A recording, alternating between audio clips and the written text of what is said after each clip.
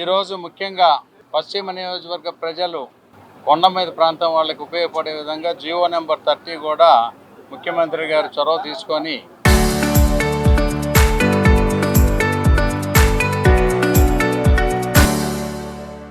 Release చేశారు. దాని మూలాన ఈ పట్టా లేని వాళ్ళందరికీ కూడా పట్టా వస్తుంది. ఆ పట్టా రావటం మూలాన వాళ్ళ బ్యాంక్ లోన్లు కానీ ఇంకోటి పర్మిషన్లు కానీ అన్నిటికి కూడా అర్హత వస్తుంది. అదొక మంచి డెసిషను. 2 సంవత్సరాలు అయిన సందర్భంగా అందరితో పాటు నేను కలిసి తెలుసుకుంటే ప్రభుత్వానికి ఆర్థిక సమస్యలు అనేకం ఉన్నప్పటికీ కూడా ఈ 2 సంవత్సరాల్లో అన్నీ సర్దుకొని ప్రజలకి ఎన్ని విధాలుగా అయితే పెన్షన్స్ అప్లై చేయడం కానీ, ఇప్పుడు టిట్కో ఇల్లులు కూడా మన 600 ఇల్లులు అలాట్మెంట్ చేసి రిలీజ్ చేయడం జరిగింది. దాంతోపాటు CM relief fund, Aarogyasri payments అవన్నీ కూడా మీట్ అవుతా ఉన్నాం.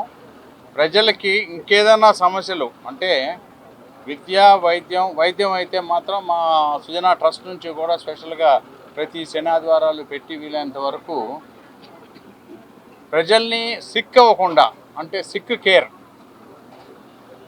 కేర్ కాకుండా ప్రివెంటివ్ సిక్నెస్ అనమాట, సిక్ కాకుండా ఎన్ని విధాలుగా చేస్తే అన్ని విధాలుగా మేము ప్రయత్నం చేస్తున్నాం. మా ఎమ్మెల్యే ఆఫీస్ నుండి సుజనా ఫౌండేషన్ వాళ్ళ సహకారంతో. దాంతోపాటు విద్యలో కూడా సీడ్స్, క్రిస్ప్ అనే ఆర్గనైజేషన్తో అంగన్వాడీలు అన్నింటిని కూడా ఇంప్రూవ్ చేసాం. ఇంకా ఈ 2 సంవత్సరాలు అయిన సందర్భంగా ఇంకో 15 రోజుల్లో మీటింగ్ పెట్టి అందరితో కూడా ఒకసారి భారీ ఎత్తున కలిసి ప్రజల నుంచి ఫీడ్బ్యాక్ తీసుకొని ఇంకా మార్పులు చేర్పులు ఏమైనా చేయాలంటే కూడా మా ఆఫీస్ నుండి చేయడానికి సిద్ధంగా ఉన్నాం. కాబట్టి ప్రజలందరూ కూడా ఈ సందర్భంగా నేను చెప్పేది ఏంటంటే ఒక 15 రోజుల్లో సుమారుగా జూన్ 15 కానీ జూన్ ఎండింగ్ కానీ ఒక మంచి మీటింగ్ పెడదాం. ఆ రోజుకల్లా అందరూ అర్జీలు తయారు చేసుకుని రెడీగా పెడితే ప్రజా దర్బార్ అంటే ప్రభుత్వంతో అయ్యాయి కాకుండా మీరేమన్నా సలహాలు సూచనలు ఇవ్వదలుచుకుంటే ఎమ్మెల్యే ద్వారా ఇంకేమైనా చేయించుకోవచ్చు అనుకుంటే ఎమ్మెల్యే అలా కాదు ఇలా చేయాలంటే ఇలా చేస్తే బాగుంటుందని కనుక మీకు కనుక ఆలోచనలు వస్తే అవి కూడా మీకు ఇస్తే అవి నేను అన్నీ కూడా ఒకసారి అండర్స్టాండ్ చేసుకొని వాటన్నిటి కూడా మార్పులు చేర్పులు చేసి మళ్ళీ నెక్స్ట్ సంవత్సరంలోకి అడుగు పెడదామని నా ఉద్దేశం. Thank you.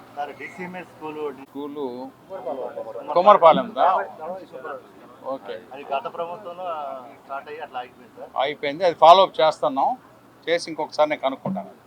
Okay, right.